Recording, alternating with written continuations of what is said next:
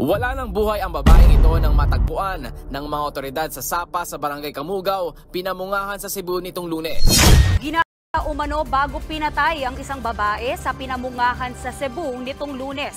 Ang sospek sa krimen, mismong pinsan pa ng biktima. Kinilalang biktima na si Jocelyn Samilyon, 21 anyos. Tingalam mi, wanaman mo uli sa mua. Unya. Nga nagdaho, nagtuor sa ko nga, tuapas apuhan to.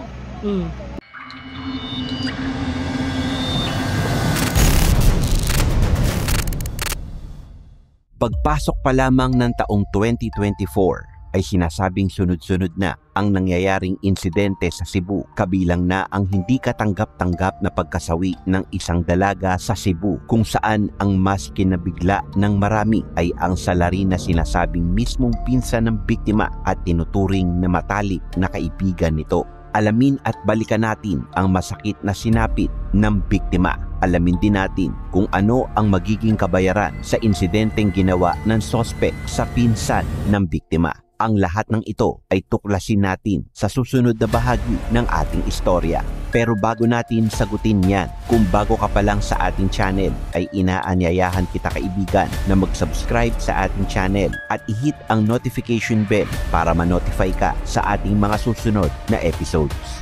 Salmo 82, 3 hanggang 4. Bigyan ninyo ng katarungan ang mga dukha at ulila. Ipagtanggol ninyo ang karapatan ng mga nangangailangan at inaapi. Iligtas ninyo ang mahihina at mga nangangailangan mula sa kamay ng masasama. Si Jocelyn Samilyon ay isang 21 anyos na dalaga. Sa unang tingin sa kanyang mga larawan, makikita ang kanyang maamong mukha, matalino at punong-puno ng mga pangarap. Sa kanyang mga larawan din sa kanyang account sa social media, mapapansin na marami itong mga kaibigan at maituturing din umano itong mabait na anak at mapagmahal na kapatid. Ayon sa mga magulang ni Jocelyn, ika-14 ng Enero taong kasalukuyan, ganap na alas 9 ng gabi ay nagpaalam sa kanya si Jocelyn at ang anak pa nitong babae kasama ang kanyang pinsan na si Jimboy upang magtungo sa gaganapin na disco bilang bahagi ng kapiestahan ng barangay sa kabilang barangay sa Anoco. Dahil sa may iba pang mga kasama ay pinayagan niya ang kanyang dalawang anak, ngunit lingid sa kanyang kaalaman ay iyon na pala ang huling sandali na makikita niyang buhay at humihinga si Jocelyn. Nang lumalim na ang gabi, sinasabing tanging ang kapatid na lamang ni Jocelyn ang nakauwi sa kanilang bahay. Ayon sa kapatid ni Jocelyn, nagkahiwalay sila ng motorsiklong sinakyan, ngunit tuluyan ng sumikat ang araw kinabukasan ay hindi pa rin nababakas kahit ang anino ni Jocelyn at hindi rin ito umuwi sa kanila. Sa una ay inakala ng ina ni Jocelyn na posibleng nagpalipas ito ng magdamag sa bahay ng kanyang lolo. Mas tumindi ang kanyang kaba nang mapag-alaman niya na hindi ito doon natulog. Dahil dito, sinubukan nilang tawagan ang cellphone nito, ngunit hindi na nila ito makontak. Tinanong na rin nila ang ilan sa mga kaibigan nito na nakasama sa disco, ngunit maging lahat sila ay walang ideya sa kung saan na nga ba si Jocelyn. Kahit umano ang nobyo ni Jocelyn ay hindi rin ito nakita. Kaya naman, napilitan na silang dumulog sa tanggapan ng barangay upang humingi ng tulong sa paghahanap. Ika-15 ng Enero, bandang alas 11 ng tanghali, nakatanggap ng tawag ang kapulisan ng pinamungahan tungkol sa balitang natagpuang wala ng buhay na katawan ng isang babae sa isang kanal sa Purok Kakao, Barangay Kamugaw, na sinasabing sakop pa rin ng bayan ng pinamungahan. Ayon sa mga otoridad, nang tunguhin nila ang nasabing lugar ay dinatnan nila ang biktima sa kalunos-lunos nitong kalagayan. Natatakpan ito ng tuyong dahon ng saging ang mga pribadong bahagi nito at may nakita rin silang mga pasa at marka ng pagkakasakal sa leeg ng biktima. Kaya naman nasabi nila na kaso ng lang ito. Hindi rin nagtagal ay kinilala ang biktima bilang si Jocelyn na sinasabing nawawala. Batay sa isinagawang investigasyon ng mga pulis, napag-alaman nila na ang huling nakitang kasama ng biktima noong sandaling umalis ito sa disco ay ang pinsan nitong si Jimboy Pasakan na sinasabing 18 taong gulang pa lamang. Nang puntahan ng mga pulis ang bahay ni na Jimboy, Napag-alaman nila na wala na ito sa lugar at nagtungo ito sa bahay ng kanyang ama sa liblib na lugar sa bayan ng Dumanjug, Cebu, kung saan nila ito naaresto.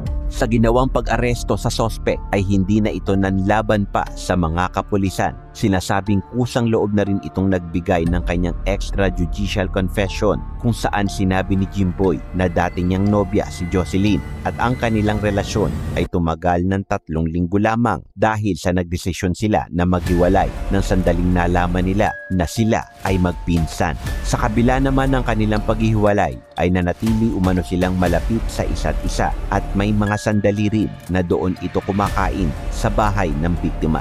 Ayon pa kay Jimboy, uminom sila ng alak habang nagdidisco at nang pauwi na ay magkasama sila ni Jocelyn sa sinasakyang motorsiklo. Ngunit dahil sa hindi maganda ang daan na sinasabing lubak-lubak ay nagdesisyon silang bumaba at maglakad na lamang pauwi. Ayon kay Jimboy, niyaya niya si Jocelyn na makipagtalik sa kanya ngunit tumanggi umano ang babae at sinabi nito na sisigaw siya kapag ipinagpatuloy ng lalaki ang kanyang balak. Sa galit niya ay sinuntok niya ng 3 beses ang babae sa sikmura hanggang sa mawalan ito ng malay.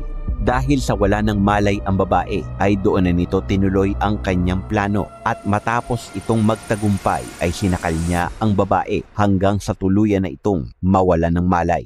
Sinakal niya umano ito dala ng kanyang takot na baka magsumbong ito sa sandaling magising na ito. Matapos mawalan ng buhay ang biktima ay itinapon niya ito sa kanal na tinakluban niya umano ito ng mga dahon ng saging bago niya ito tuluyang iwan at lisanin ang lugar na pinangyarihan ng insidente. Sa isang panayam, humingi ito ng tawad sa pamilya ng biktima ngunit naging matindi ang galit ng pamilya ng biktima dahil hindi nila lubos maunawaan at maisip na ang taong pinagkatiwalaan at tinuring na ring pamilya ang siyang gagawa ng masama kay Jocelyn. Ayon sa ina ng biktima na si Aling Gemma, walang kapatawaran ang ginawa ni Jimboy Pasakan sa kanyang anak at hiniling din niya na sana ay mabulok ito sa bilangguan. Ika-16 ng Enero, taong kasalukuyan, sa kabila ng ginawang pag-amin ng sospek ay dinala ang katawan ni Jocelyn sa Regional PNP Forensic Unit para sumailalim sa otopsiya upang malaman kung tunay nga bang nakaranas ito ng panggagalaw at kung ito'y mapapatunayan ng resulta, si Jimboy ay kanilang sasampahan ng kasong panggagalaw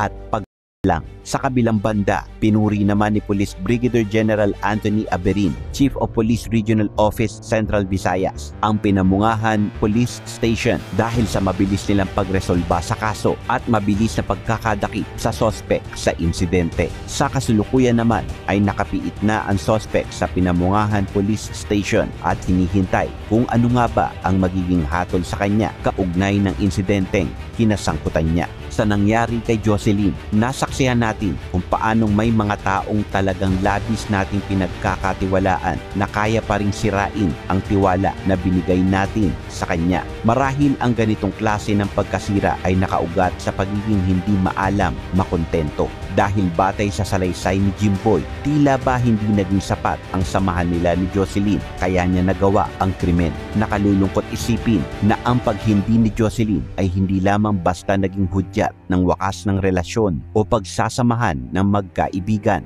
bagkos ito rin ang wakas ng mismong buhay niya. Nakalulungkot ding isipin na kamag-anak niya pa ang gagawa ng masama laban sa kanya. Kaya naman tila malaking tinik na tumusok sa damdamin ng mga naiwan na mahal sa buhay ni Jocelyn ang nangyari sa kanya. Walang kapatawaran, ika nga ng ina ng biktima, ngunit marahil ang sugat ay unti-unti ring maghihilom. Masakit man para sa pamilya nila ang magpatuloy na may kulang sa kanila, ngunit magagawa rin nilang tanggapin ang nangyari para na rin sa kapayapaan ng kaluluwa ng biktima. So ngayon, alam mo na ha?